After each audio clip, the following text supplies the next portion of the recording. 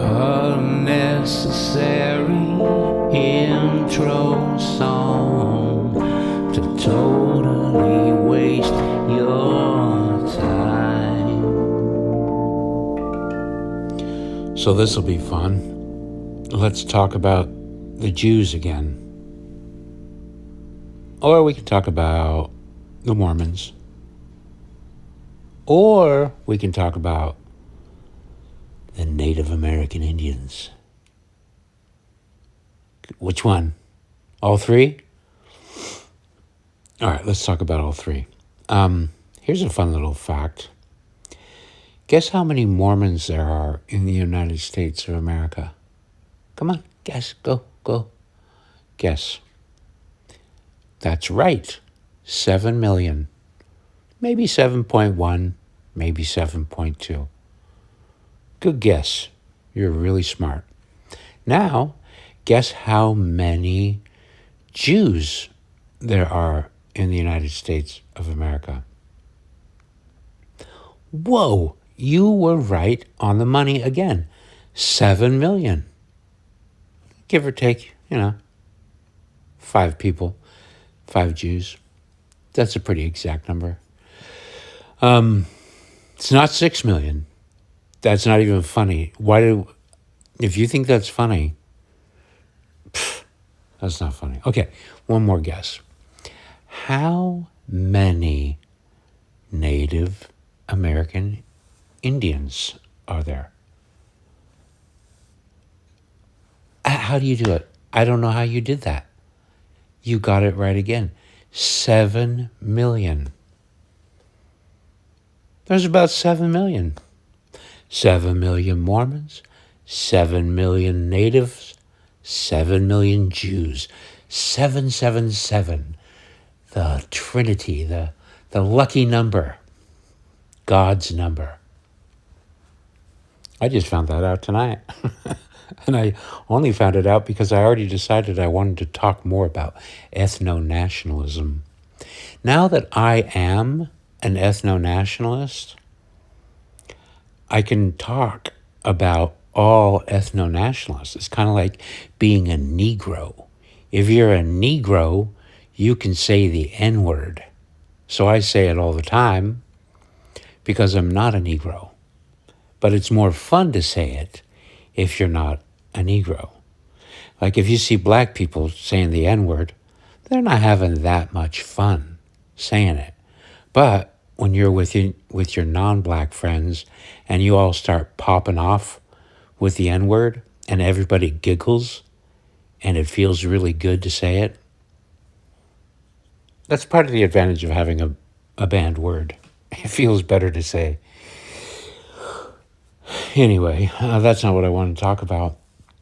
But yeah, there's been some realizations now that I am an ethno-nationalist and I've put my individualist ways behind me for the ridiculous things that they were.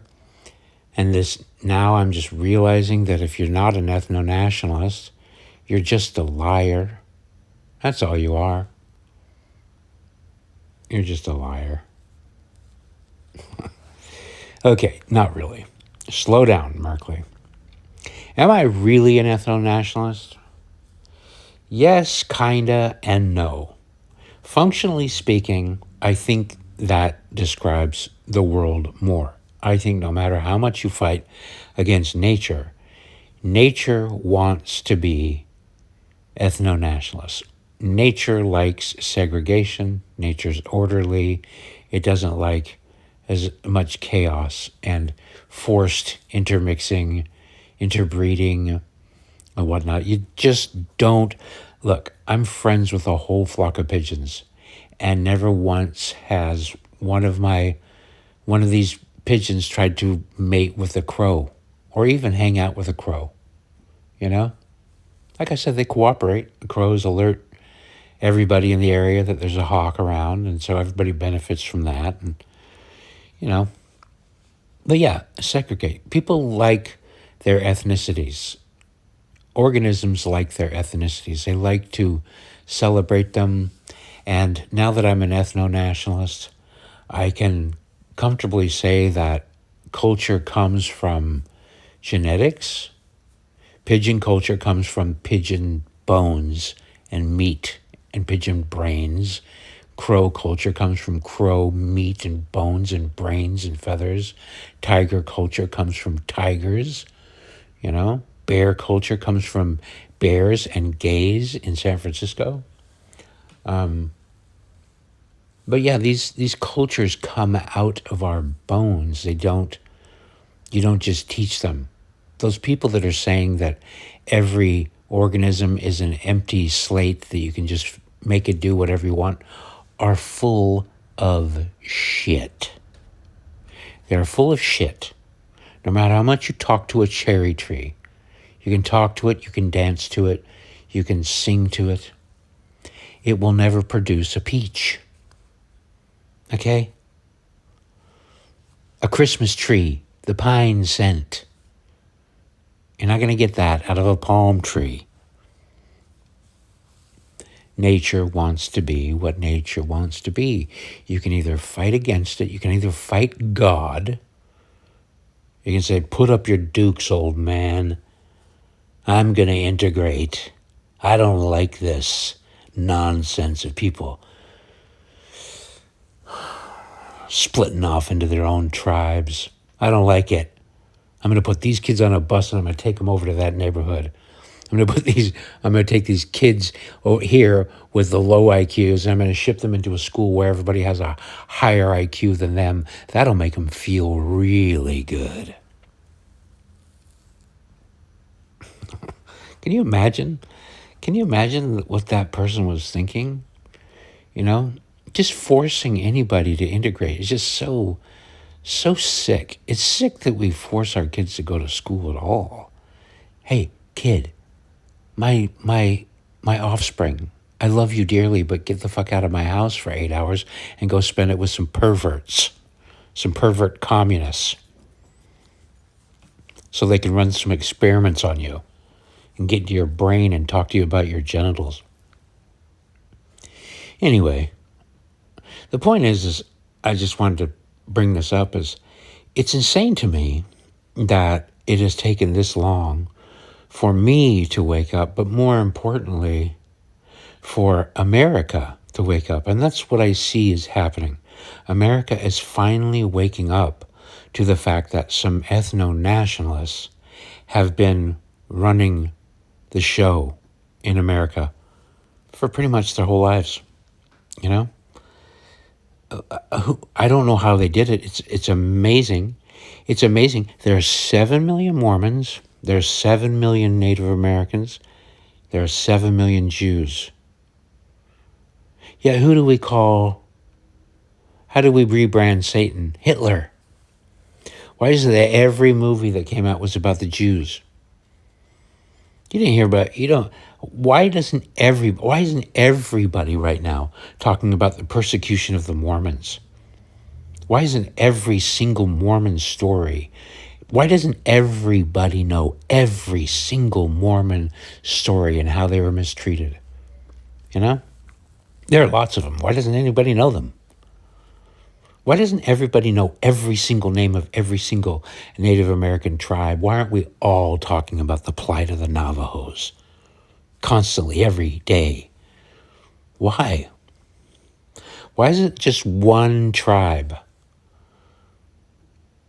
You know, you can criticize Native American Indians. You can criticize Mormons. 7 million, 7 million. You can say whatever you want. More about the Mormons because they're white and Christian. But Native Americans aren't getting any super special treatment. Yeah, I got some casinos, but there were treaties that were signed and blah, blah, blah. They were here first, fine. But the Mormon Church was a uniquely original American religion. I just found out that they have 17 million members worldwide. That's a lot. That's 10 million more than when I was on my Mormon mission. Over double, you know. When I was on my Mormon mission, there were 7 million Mormons worldwide. Now there's 7 million just here in the United States. But we don't hear about them. You don't hear about them. You don't hear about the Mormons running the government. You don't hear about Mormon institutions running Mormon cover and PR everywhere. You don't hear people. When would you ever hear anti-Mormon used as a slur? When has anybody ever been sat down and said, you're just anti-Mormon? And everybody agrees at that. And it brings fear into the blood of everybody that hears it. You're anti-Mormon. No, not that. Not anti-Mormon. I swear I'm not anti-Mormon. Because it's fucking okay to be anti-Mormon. You know? You don't care. You can make a play about it. South Park guys can make a play. They can make a play on Broadway making fun of the Mormons. You can do whatever you want to. You don't hear Mormons going, you're anti-Mormon. You're anti-Mormon. You deserve to be stopped. You know? Candace Owens is a fucking retard, by the way. She's a total fucking retard. But she's not necessarily wrong to be criticizing Jews. Honestly, I kind of theorize that she's working for Israel because they love to have an enemy. No, Jews love nothing more than having an enemy. Their whole thing banks on it. We don't have that. Mormons don't have that. You know? Oh, everybody hates us. That's the reason why we're having troubles here. That's the reason why Romney didn't win. They're anti-Mormon. You guys are all anti-Mormon. Clutching the pearls, fainting, moaning, crying. We just need our own state. Mormons, we need our own land. I mean, hell, Native Americans kind of have a claim to that shit, and you don't even hear them doing it. Where do you see them passing out in the streets, fainting because somebody said something critical of the Navajo or the Comanches or the Apaches? You don't, because they're not so dramatic. They didn't pool all their resources and buy up a bunch of banks and TV stations and publishers and everything else, you know? And you could say, well, why didn't you? You could have. Yeah, we could have. We could have just tricked everybody. We could have brainwashed everybody into thinking that the only problems in the world that matter are Jewish problems. We could have done that. Yeah, we could have. But then we'd be fucking assholes. Anybody who does that's a fucking asshole, okay? If you decide to buy up an industry or create an industry and use that industry to lie and trick people into thinking your problems of your tribe, into which you will never be invited as a member, those problems are the most important problems in the world because God said so, because God chose them. By the way, I've been thinking of this now that I've been an ethno-nationalist for a few weeks. I've been rethinking that idea of chosen, because my stupid brain have always been thinking, oh, chosen means that God loves you the most. But maybe he just means I chose you to be the butt of every joke on earth. Maybe God allegedly chose Satan to be Satan. He's omniscient, right? He chose Jesus to be Jesus and Satan to be Satan. So just choosing somebody, I choose you to die. I choose you to have AIDS. I choose you. So, I don't know, maybe we got a little hung up on this chosen word. Maybe they got a little hung up on this chosen word. I'm sure it's spelled out somewhere in one of those ridiculous loopholery books. I'm sure some rabbi could explain everything to me and set me straight. Probably a Mormon bishop could too, and probably an Indian chief could too. Listen, Merkley, here's where you're wrong. Here's where my ethnicity is right. But see, the difference is Mormons aren't trying to get everybody else working for them. It doesn't seem to me that the Native Americans are trying to get everybody else working for them. Doesn't seem to me that Native Americans are trying to take over everybody else's institutions. Doesn't seem to me that Mormons are trying to take over everybody else's institutions. Doesn't seem to me that there are 50 films trying to make Jews feel guilty about how they treated the Mormons.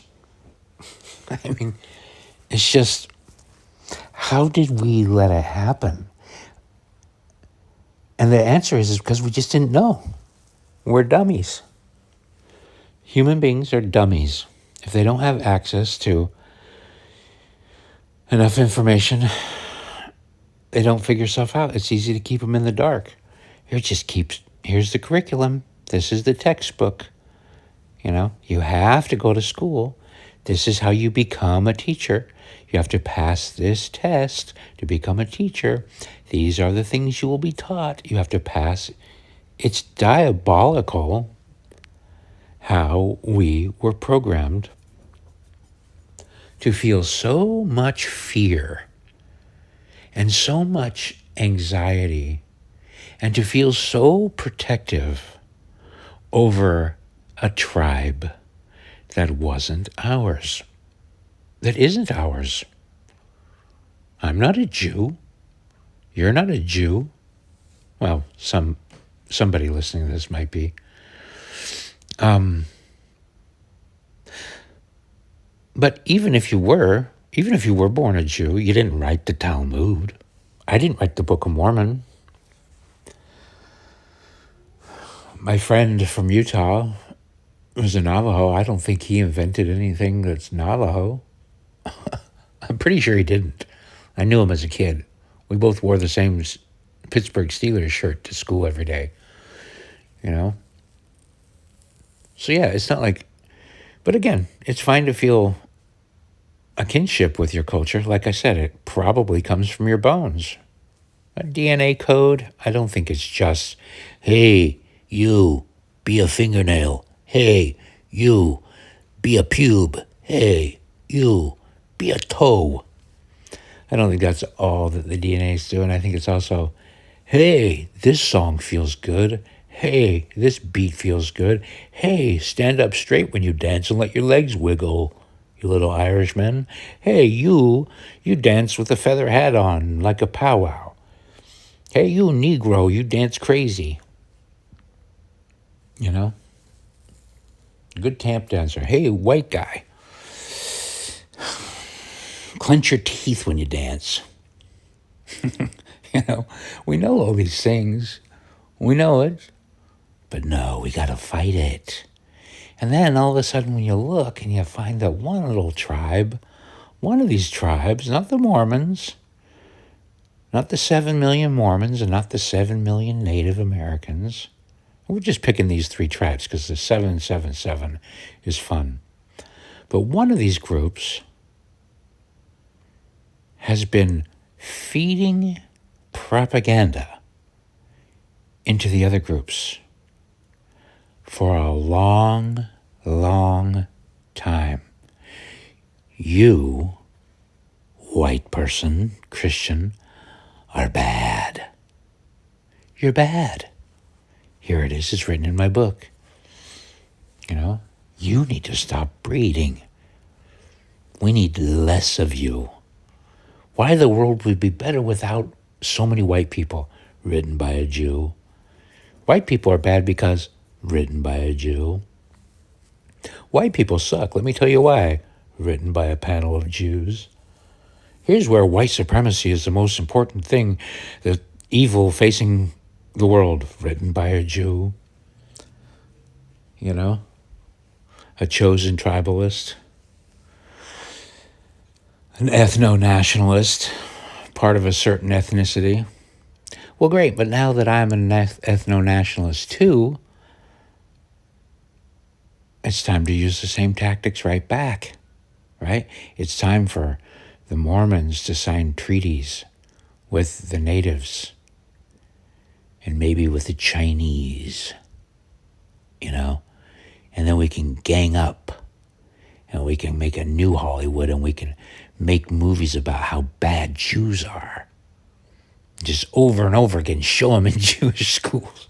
We can make Jews go to our schools and just teach them the things that we want them to think, so they have fewer babies and they get in fights with the Negroes more.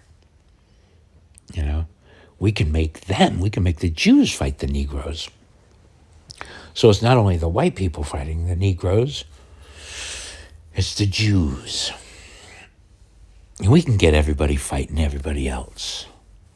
And we can set up our own little, anti-defamation league. You looked sideways at a Mormon. You anti-Mormon. You anti-native. You're anti-Negro. I mean, they're the only group that gets their own qualified racism. Everybody else just has to use the same old, off-the-shelf, no fancy packaging, store, no-name brand racism, white package, black word, racism. But they get this fancy one, anti-Semitism.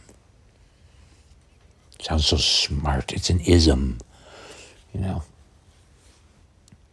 It's just, but we don't get it. But I like it. Anti-Mormon, You disgust me with your anti-Mormon sentiments. I can tell that you're anti-Mormon just by the way you look. We fell for it, man. Well, I didn't. I mean, can you blame me as a child? For trusting a teacher. And I wasn't even that trusting of a kid. I was a pretty skeptical kid, but God, I bought into all that shit. I bought into that. You did too, probably. You're probably still defensive when somebody calls you racist. Hell, that's hard to get. I was talking to a friend tonight about this. There's really only one. I mean, if you're older like me, at first, somebody calling you racist back in the day, it was so rare. And I was like, whoa, shock. What the hell? What are you talking about? Michael Jackson's my favorite musician. Everybody threw their Rolodex. But even that act of trying to defend yourself and find your black friend and trot him out to prove that you're not racist, it's just, it shows how much the trick works, because the whole trick of racism is that you're just basically saying, it's like calling somebody a human, or a pigeon, or a dog, But yet, people are still defensive. You're a racist. No, I'm not. You are. No, I'm not. I recently just figured out the only appropriate response to "you're a racist" is, "So are you." So are you. No, I'm not. Yes, you are. Prove you're not. I don't care. And I don't care. That's the appropriate response, because it's totally just manufactured. The idea that racism is ultimately the worst sin in the world. What that trick is that you being you, that nature, by you being natural, having instincts, that God is evil. That's what that statement is. It's that God created you as an evil child. Not that there's a beauty in it. Not that we can't celebrate, the different cultures around the world and how different they are. No, I can't do that. Just, how dare you. And again, it's not preached to everybody. It's preached mostly to white Christians. You don't have non-whites running around the world kvetching and worried that they're racist. You know, you call a Chinese person racist, they don't care. You call a Mexican racist, they laugh. You call a black person racist, and they're like, no, it's impossible. I know, I'm not good at impersonating black people. I can do it, but I don't want to. Okay. But yeah, this small crowd of whiteys, we whiteys, we fell for it, but we're waking up. The whites, as Jared Taylor would say, are waking up. The whites are waking, and they're figuring out that they have been duped. And it's kind of disheartening to watch a lot of Jews flailing and weeping and wailing and gnashing their teeth. You know, it's kind of hard to watch because Lord knows that they've been brainwashed just as much. You know, nobody fears a Muslim like a Muslim. Nobody fears a Jew like a Jew. You always take 2 Mormons fishing with you, because if you only take one, he'll drink all your beer. Although blacks don't really patrol each other. It doesn't work with blacks for some reason. with a lot of the cultures, you know, you get 2 of them to keep an eye on each other. But you don't want to go fishing with a group of blacks. You don't want to be the only white guy, unless they're Christian or something really super religious. Anyway, that's kind of the conversation I had with my Navajo friend in Utah. I don't want to say his name because, you know, I don't, just internet protocol, I guess, etiquette. I don't know. But, you know, when I was talking to him about this ethno-nationalism kind of epiphany, he was saying, he has a pretty good gift of saying, what I hear you saying is that there are 2 types of morals in this world. And he painted it in conservatives and liberals. And I was like, yeah, okay, that's true. And it is true. It's even simpler than that. It's good and evil. There are 2 types of people in the world. There are good people and there are evil people. And I'm totally fine with accepting that. And I will reach across tribal lines and have good dealings with all the good people of the other tribes, you know. But we don't need to deny that beyond good and evil, people like different dances and different foods and different garbage collection days, you know, and they have different ideas about how a house should be painted or how a house should be built. There are people that are fine living in a mud hut, and there are other people that are very anal retentive and need every tile placed correctly, you know. Every surface must be smooth and flat. We have different ways of going about things, man. And we shouldn't fight those things. I've been fighting them my whole life because I was trained to fight them. You know? And to me, that training was anti-God, because it was anti-reality. You know? I love my non-white friends, of course, you know? And I'm glad that I have them. And I'm very grateful for them. But I can also imagine a different reality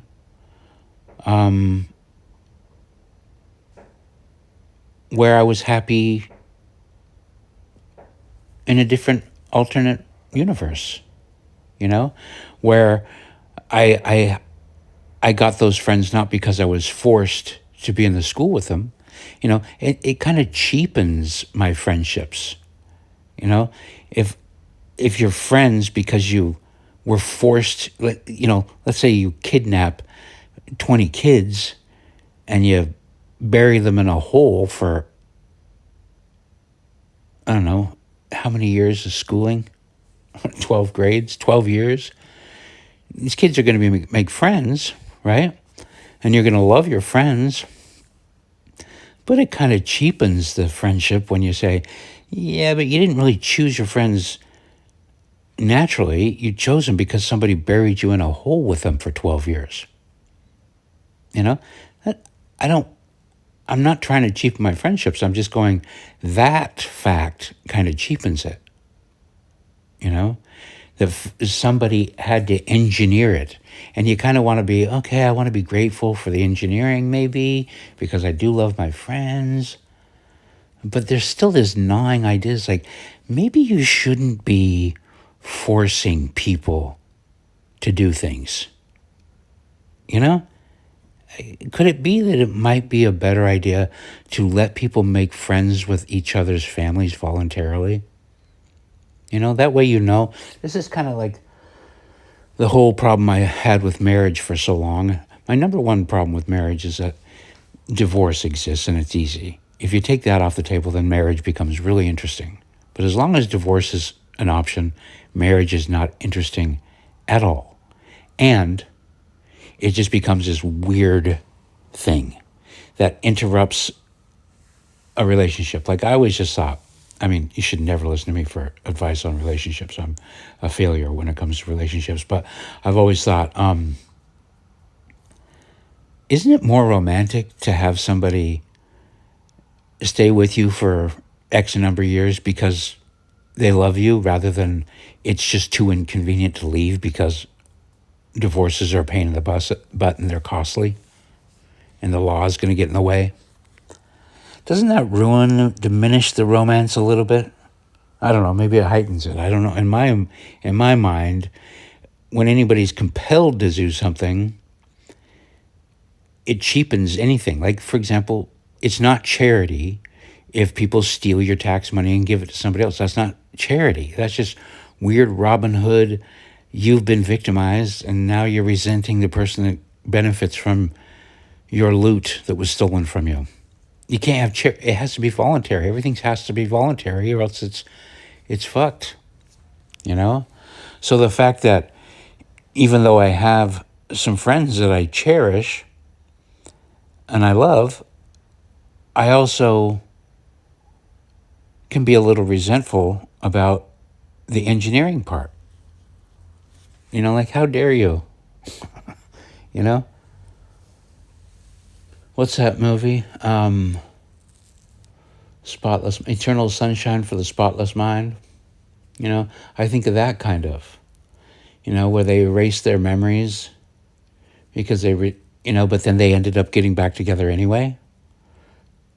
Like, no matter how much nature or nurturers tried to intervene and say, hey, he had a terrible breakup, just forget about it. We'll erase your brain, erase your memories, do it to the other person, erase the brain, erase the memories. But somehow they were guided together even after that again.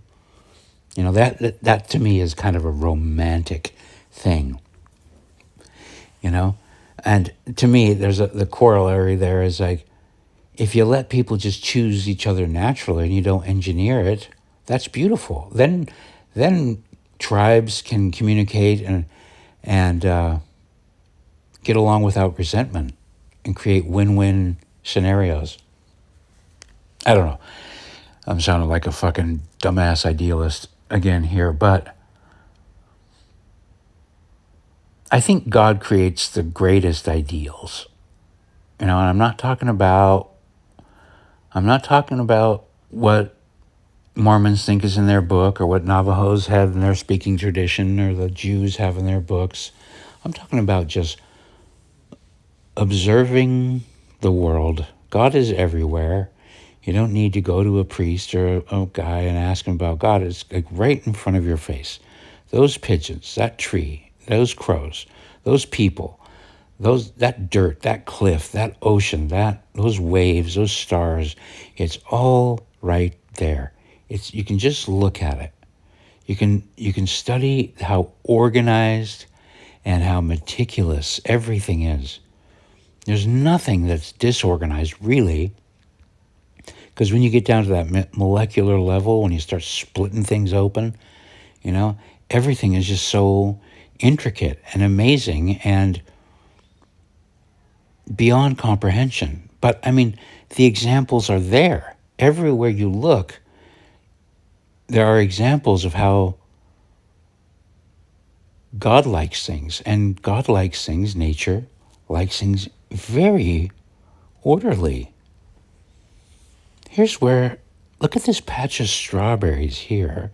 And look at this patch of, what do you call those icicle plants that are an invasive species? And even when you start talking about invasive species, you know, these social engineers that mind fucked us, you know, these are the same people that take their pythons out and release them in the Everglades and decimate a population over there because they're careless. They, I don't know, let's see what happens.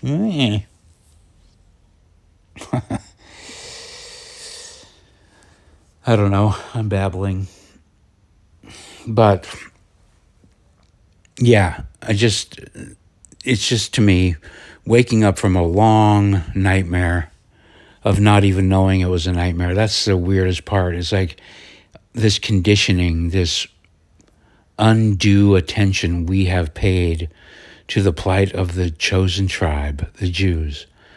Us putting that plight, that story front and center, above our own, above the Mormons, above the Native Americans, above the Polynesians, above the Chinese people. It's just, no, that's the number one thing. We have to think about that. And boy, what engineering.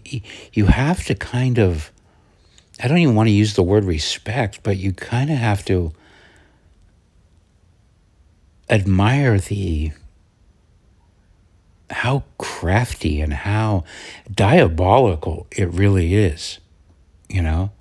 It's just, not to invoke cliches, but that hand-wringing, rubbing the hands, and you know, it invokes those images. Let's control them all. Let's do it by these sneaky, subversive means, by getting them fighting each other, by spreading out across the world and putting ourselves as a diaspora to go within their tribes, to infect their tribes, to even create other religions. You know, I watched this clip of a rabbi talking about how Islam is Israel's broom.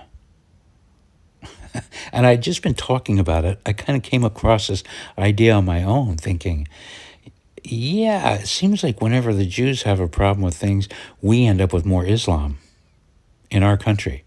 They're fighting them, but yet here since 2001, now we've got an Islam problem in the country. We didn't have it before we got involved in wars, Jew-centered wars. You know, now we got, but to see this rabbi talking about how Islam is the broom that clears the way for Israel. It's like, yeah, Islam is the disease with which Jews infect European countries, Western countries. You see it happening all over Europe. And if you look it back, there's find the Jew, find the Jew. I know lots of people hate that. And, but hey, man, ethno-nationalism is real. You got one tribe that's been clamoring for it for decades, you know, for them, not for everybody else. Lord knows they have not been calling for a black ethno-state or a white Christian ethno-state. Lord knows they have not been trying to get white nations to turn into white Christian ethno-states. But they certainly have been doing it for themselves, you know. All the meanwhile, just saying, white nationalists are the worst.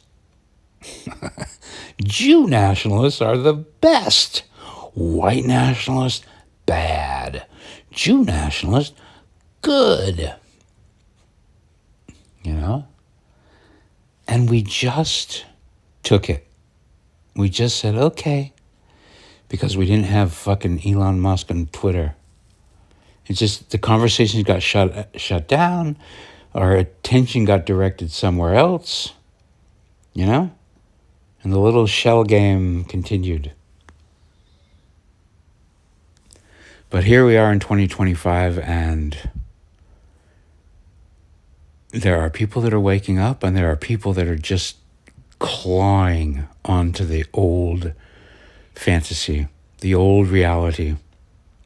You know, I see it. I see some Christians that are still like, no, we must protect the Jews. We must protect the Jews. Did it occur to you that it was a Jew that told you that? You know, don't you find that a little bit suspect? I'm pretty sure that if you found yourself appointed as the guardian of the Mormons, I mean, there aren't any non-Mormons that are guardians of Mormons. That's not something you see. You don't see a whole group of people who are not Mormons that all they talk about is protecting and saving the Mormons. It's absurd to even talk about.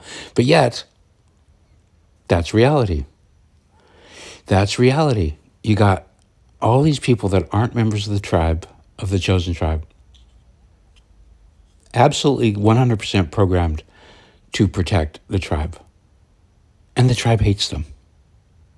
The tribe pretends they like them, but they don't. It's in their books. You can read it. Christ is boiling in his own excrement. Semen, I think, even. I think he's boiling in semen. The fact that they put Christ and semen together in the same thought, that should tell you something. But yeah. and Israel's out using Islam to infect America. You know? So, do I like Islam? No. Fucking can't stand it. Can't stand it. Can't stand it. Also can't stand that the chosen tribalists are using Islam to essentially genocide white Christians. And that's real. Birth rates down. Climate change. I don't know. I know this sounds nuts. Probably turned the channel a long time ago. Didn't even click on. But, you know, like I said, got to apologize to Nick Fuentes. Got to apologize to all the other people that woke up earlier. I'm still new here. And I still don't know who to trust. I still sometimes think that a lot of these people that are Jews bad, Jews bad, Jew bad all the time, some of them seem like they are actually working for Jews as the enemies, you know, to make sure that Jews always have a healthy supply of anti-Semitism because everything rests on that. You know, if suddenly you woke up in the world tomorrow and nobody was talking about the Jews, guess who'd be freaked out? The Jews. Isn't that's kind of a Hollywood trope even, you know? The only thing worse than everybody talking about you is nobody talking about you. But yeah, we're waking up. I'm just saying, hey, look, guys, I got more coming down. You're not going to enjoy any of it. But I'm done pretending. I am done pretending. I'm done turning a blind eye to the most obvious shit in the world. I'm done not talking about it. I'm done being afraid of the consequences, you know? I didn't even realize I was behaving that way. It's one of those things that as soon as you reach an epiphany and you stop behaving a certain way, it's only then that you can look back and say, holy fuck, what was I doing? You know? And you start being able to analyze what you were doing and going, oh, it's because of this, did this, and okay, I see what I was doing there. But that's enough. I do believe that ultimately it's good versus evil, and that within every tribe there are good and evil people to different degrees, and that good and evil balance can be stoked and fucked with from the outside. You can actually encourage people to be evil, You can. You know, that little meme about putting ants in a bottle. They're fine until you shake up the bottle and then they all think that the other ant did it and they start having a war because of the commotion you started. You can do that. You can throw the balance off, you know.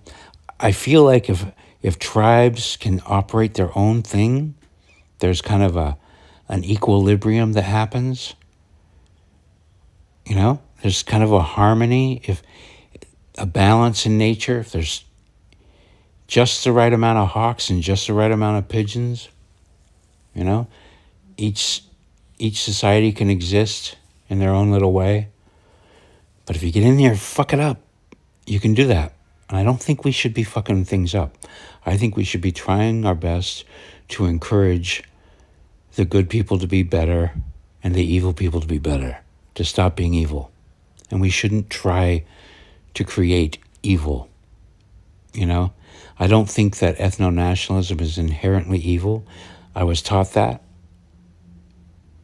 I don't think it is any longer. I think that there is a path towards beauty and peace where we respect each type of people, you know, and let them organize in their own spaces. I got ideas about that I'll be dropping. I'm going to solve a lot of problems here. So stay tuned. And that's all for now. Thanks for listening.